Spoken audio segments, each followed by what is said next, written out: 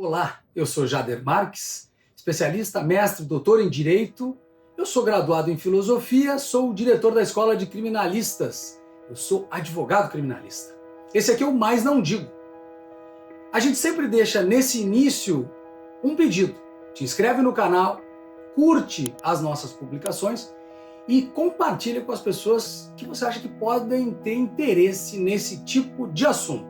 A gente fala aqui de direito penal, processo penal, de advocacia criminal, uma pitadinha de filosofia, com alguma coisa de cotidiano, enfim, esse é o Mais Não Digo. Hoje eu quero falar de uma situação insólita, algo surpreendente naquele momento em se tratando de caso Kiss. A manchete, eu vou pegar aqui, ela traz e trazia em todos os jornais e periódicos. Advogado de sócio da Kiss pede prorrogação da prisão de seu cliente. Esse é o G1. A Veja da época tem uma outra manchete. Diz assim a Veja: advogado de dono da boate Kiss pede prorrogação da prisão do próprio cliente. Um dos objetivos de Jader Marques é promover acariações com seu cliente. De fato, em 2013, quando o processo ainda estava na fase de inquérito, quando o caso estava na fase de inquérito, eu fui lá e protocolei uma petição. Eu tenho ela aqui comigo, imprimi para comentar sobre essa situação inusitada, para que a gente possa discutir aqui iniciativas que muitas vezes não são usuais, mas que demandam alguma ousadia, alguma criatividade, muita coragem, para que a gente possa enfrentar a situação com aquilo que o momento pede.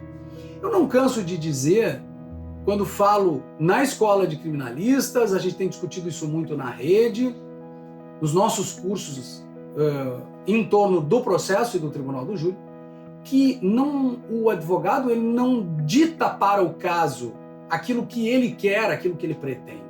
O caso é que demanda da defesa atitude, e a gente trabalha na escola a base, que é a base teórica, o conhecimento, a postura, que é como a defesa vai se manifestar naquele caso, e a atitude, que é o temperamento do advogado para cada caso.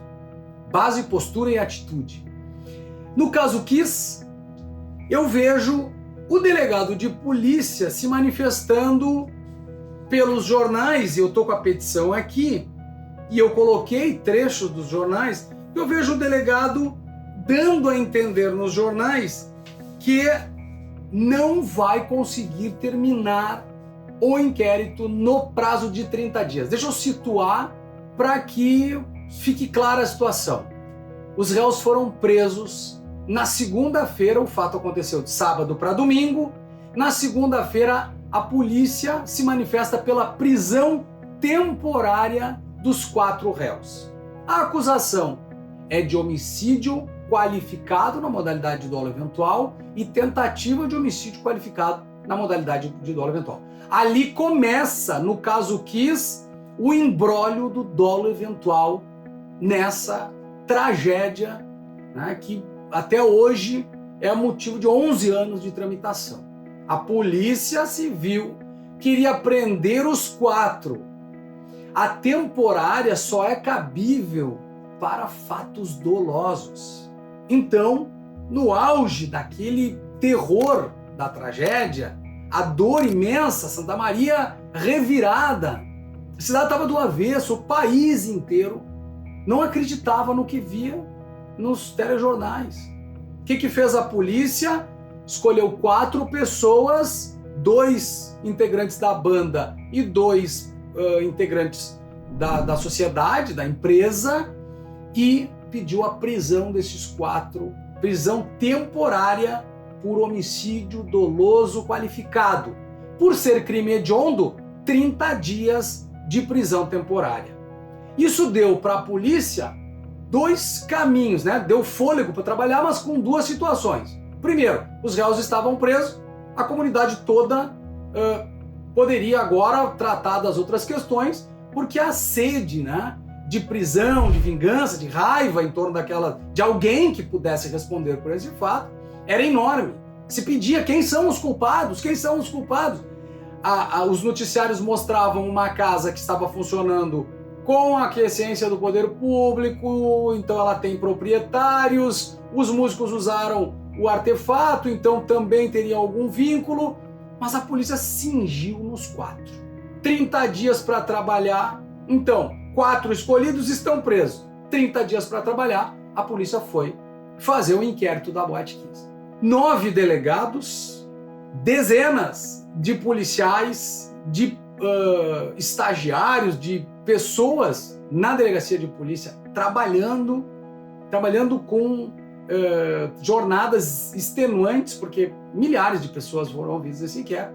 Mas quando começou a aproximar do término dos 30 dias, eu percebi o movimento da imprensa. Manchete: inquérito pode ter conclusão adiada. O delegado regional de Santa Maria, Marcelo Arigoni, cogita a possibilidade de adiar a conclusão do inquérito do incêndio da Boate Kiss. Segundo afirmou, em entrevista na manhã de ontem, o número elevado de depoimentos e materiais a serem analisados, além de perícias, são aguardados pela Polícia Civil, devem fazer com que os inquéritos sejam desmembrados em 2 partes. Diz o delegado: não vamos conseguir elucidar tudo em 30 dias. O inquérito principal deverá ser encaminhado à Justiça em 3 de março. Outro inquérito deve ser anexado ao primeiro, uma vez que haverá pessoas a serem ouvidas em outras ações e tal. Então, manchete: não vamos conseguir elucidar tudo em 30 dias. Isso chega até mim. Eu sou advogado do Elisandro Spor, está preso, prisão temporária, está terminando os 30 dias. O que eu percebo? Qual o cenário que eu percebo? Primeiro, que o delegado quer dividir o inquérito em 2 partes.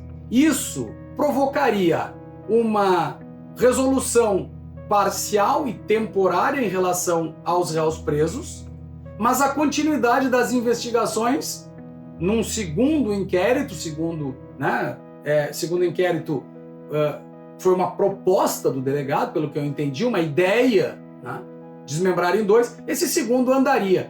E sempre que nós temos um processo em andamento, com um inquérito em andamento, nós começamos a fazer um trabalho dentro da ação penal e o inquérito começa a dar informações, começa a alterar o quadro de provas, de indícios, de elementos.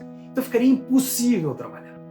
Eu não concordaria de maneira alguma com 2 inquéritos tratando da mesma questão. Isso era impossível.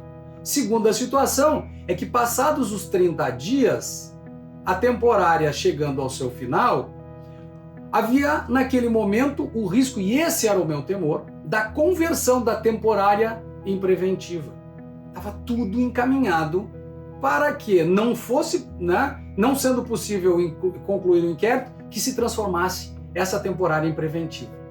Preventiva não tem data, preventiva não tem prazo para a liberdade. Temporária tem, era 30 dias, prorrogáveis por mais 30, assim que prevê a lei dos crimes hediondos, a temporária por causa dos crimes hediondos. E homicídio qualificado é hediondo. Então, eu tinha 30 se acabando, a hipótese de mais 30 se fosse prorrogada a temporária. Sem data limite se fosse convertida em preventivo.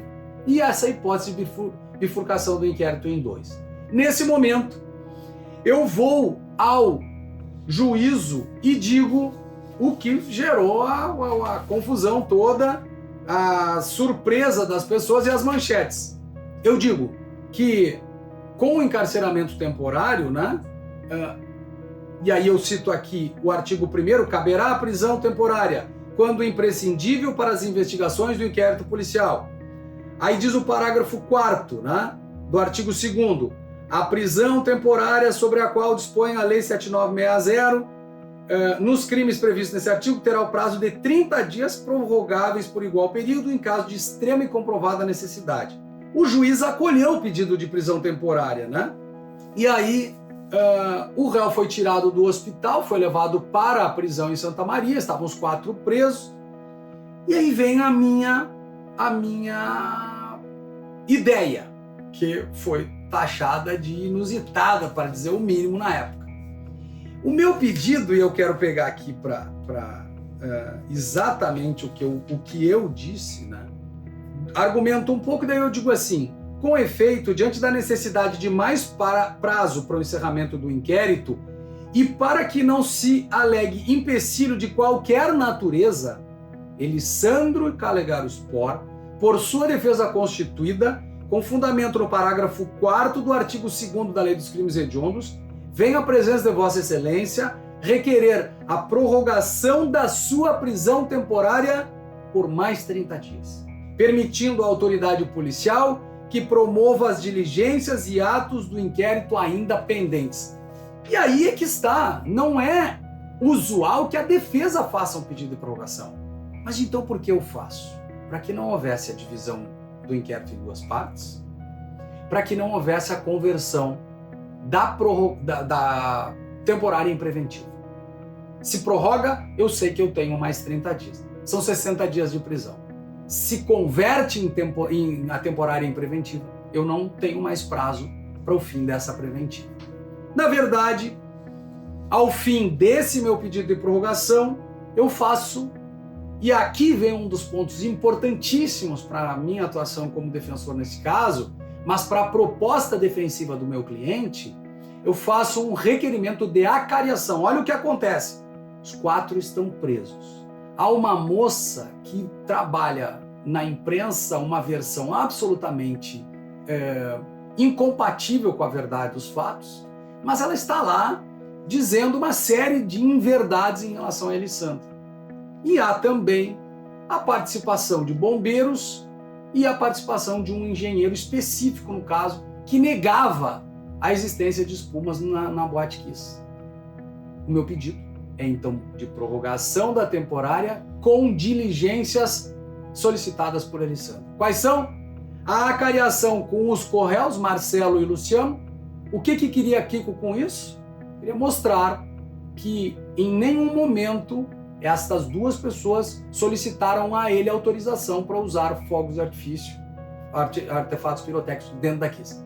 Naquele momento, nós estamos falando, essa petição, interessante, né, que tem a data aqui, essa petição, ela é de 23 de fevereiro de 2013, menos de um mês depois dos fatos. 23 de fevereiro de 2013, Elisandro Spor pediu uma acariação com os 2 músicos, com os bombeiros, com a ex-promoter da casa, que estava falando absurdos a respeito do Elisandro, da casa, do funcionamento da casa. Ele pede uma acariação com ela, tá? E pede também com o engenheiro que estava envolvido na obra no TAC, termo de ajustamento de condutas, que o Ministério Público era o coordenador, era o presidente desse TAC na Coordenadoria das Promotorias Criminais de Santa Maria. Um promotor coordenava todas as obras da boate. Havia um engenheiro responsável, coisa que o processo e muita gente diz que não havia, que era o Elisandro fazia o que ele queria. Na verdade, estava lá o engenheiro.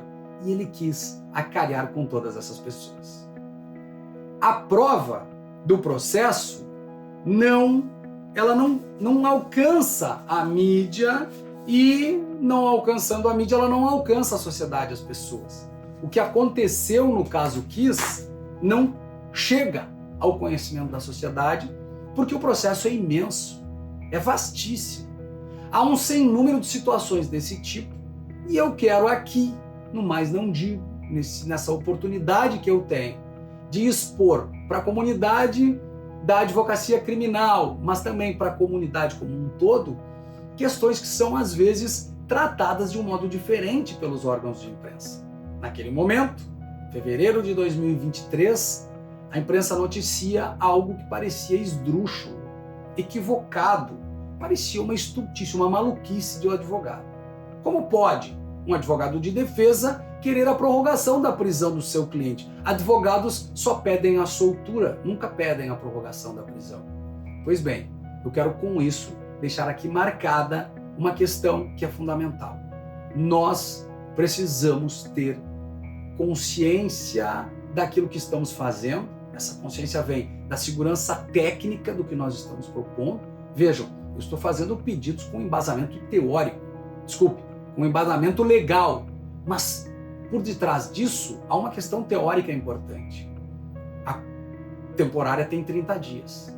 O delegado anunciava uma divisão do inquérito em 2 partes e anunciava também a impossibilidade de conclusão.